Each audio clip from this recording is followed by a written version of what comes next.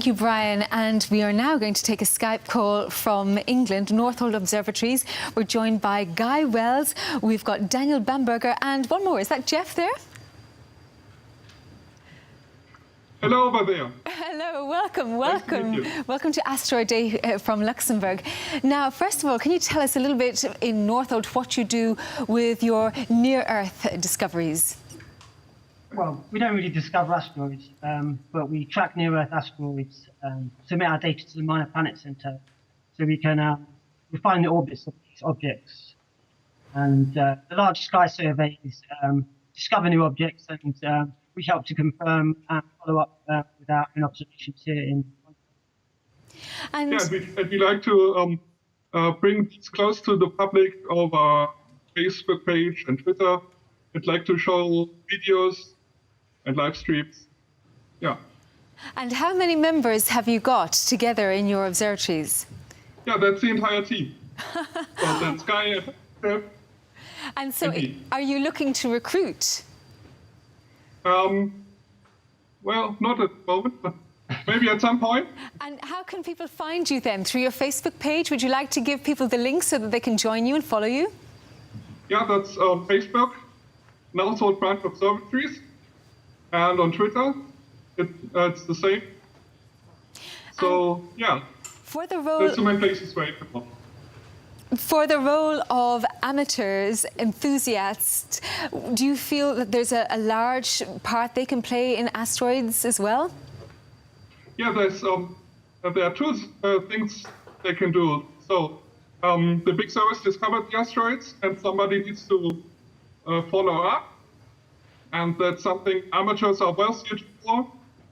And then there's public outreach, which is something we really like to do. So we like to show videos of asteroids who are moving across the skies and do live streams. And we'll have an event tomorrow evening where we will show the live movement of an asteroid of comet. Well, I hope you have many people to join you there. Thank you so much for your time. Enjoy your event tomorrow night. Thank you for being a part of this live event today. And with that, I would like to hand over to Brian.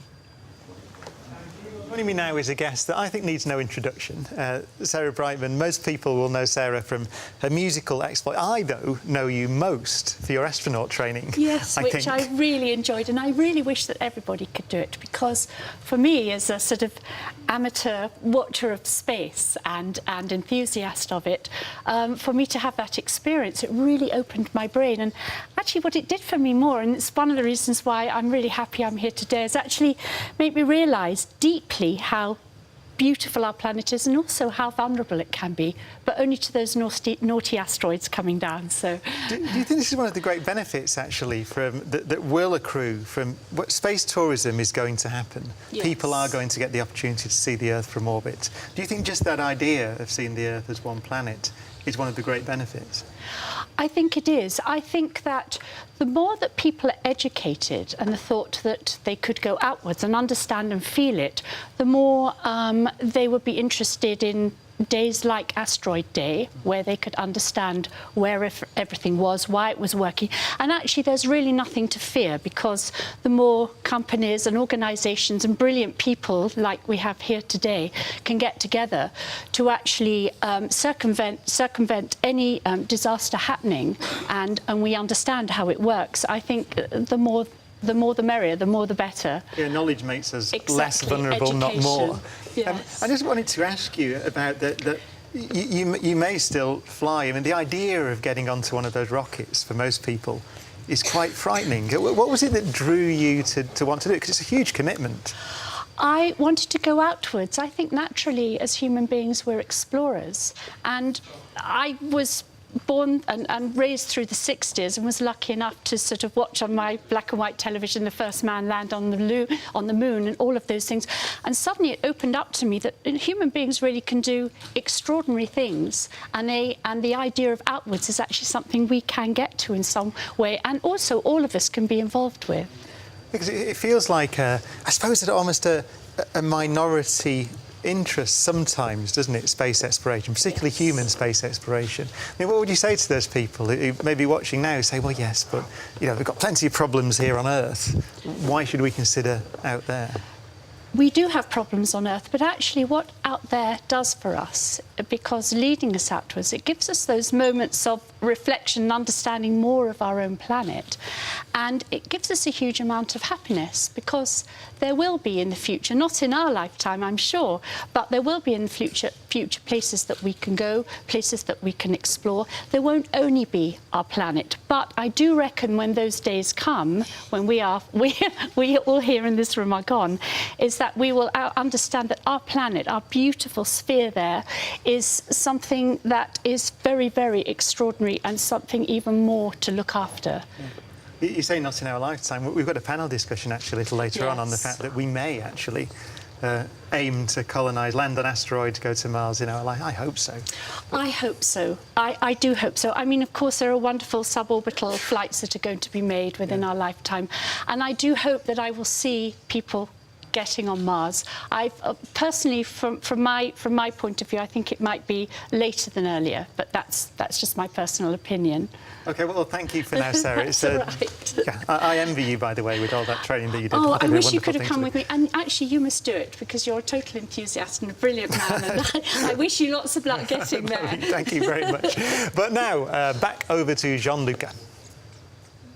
Thanks, Brian, and we continue meeting the people looking up for asteroids. And right now we are going to meet Richard Wainwright, who is an astronomer part of the Pan-STAR survey, probing the sky every clear night to find new potentially hazardous asteroids and many other interesting objects. So, hi, Richard, and welcome to Asteroid Day Live. Thank you. And I know that you are really doing such a great job as part of the Pan-STAR survey, and I would like to have you just summarizing some interesting things you have done recently, and I know that you have something important you would like to share with us, by the way.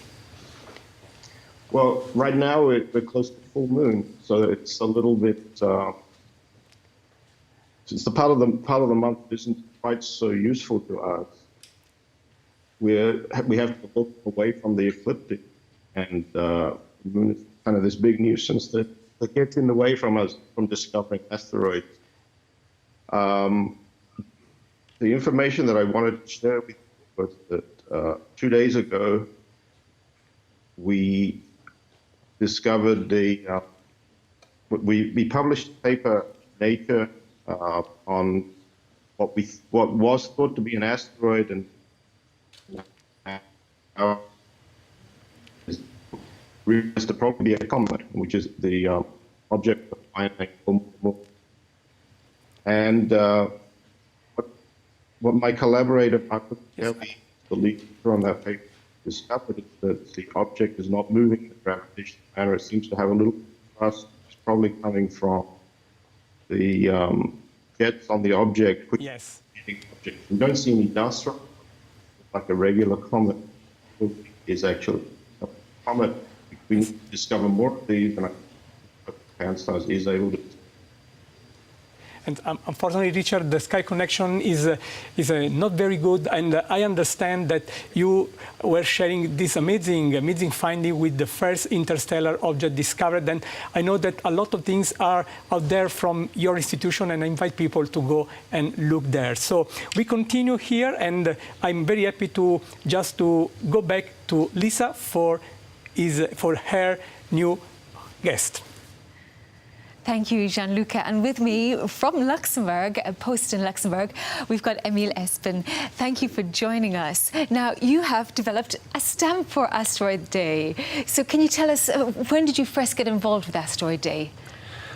Yes, I met Mr. Josh Schmidt, Mr. Outer Space in Luxembourg, and he mentioned the Asteroid Day, and he asked me if we would be ready to issue a stamp on this topic. And normally we can't issue stamps on asteroids in Luxembourg because we don't have so few here. So, and I said, well, that's a good idea. I will do that. And so we continued and we developed a stamp, and we are very proud to issue it today, 29th, and tomorrow for the 30th. It will be on sale everywhere.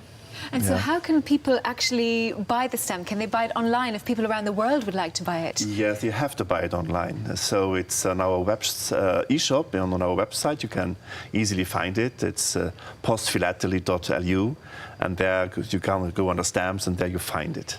And how did you in fact source this photo? You could have had many to choose from. Did you have any help in finding this particular photo? Yeah, we were very happy to have ESA helping us, because we would have no idea where to find a picture about an asteroid. So, and they gave us a number of photos, and we picked out the one we thought would be self-explanatory. So, and this, I think, is, you see the Hera satellite, and you see Didymos, the double asteroid, and there you see kind of scanning of the surface. So I think that's easily speaking, and people understand immediately when they see the stamp what it is about. Well, thank you so much for participating so much in Asteroid Day with us, and we hope many people will go and buy this stamp, including myself, around the world. And now I'd like to hand back to Gianluca, in fact. Thank you, Lisa. I'm very happy to welcome to Asteroid Day Live another precious guest. He is Makoto Yoshikawa, head of the Hayabusa 2 mission. So thank you, Makoto, for joining us. And I know these are very, very busy days for you. Yes, right. This week, we are very excited because our spacecraft, Hayabusa 2, arrives at the target Ryugu. Did you see the image of Ryugu? We were very surprised to see its shape. The shape was the top-like shape, and on the surface there are lots of big craters, small craters, and big boulders, small boulders. So I think this object is very interesting for science, not only for science, but also for the planetary defense too, because Ryugu is a near-Earth asteroid, and it is a C-type asteroid. So I think this is very interesting. So now we are very excited. Yes, I understand. I cannot imagine how exciting has been for you and your colleagues waiting these last weeks, these last days after so many years of work. So I would like to ask you for what was your feeling when you started receiving images of this very, very special object? Yes, I was. Our team member, all our team members were very surprised to see its shape, because we did not expect the shape is proper. We think the shape is rather spherical, not like this, because the spin period is not so fast. So that's why we did not expect such shape. So we think this object is very interesting to study. So I was very happy that you found the time to join us to share from your point of view, from your very important point of view, these amazing things. Of course, everyone here is wishing the very best to you and your team for the future work. So we continue here from the studio, and I think that Rusty Zwijkaart is waiting for us.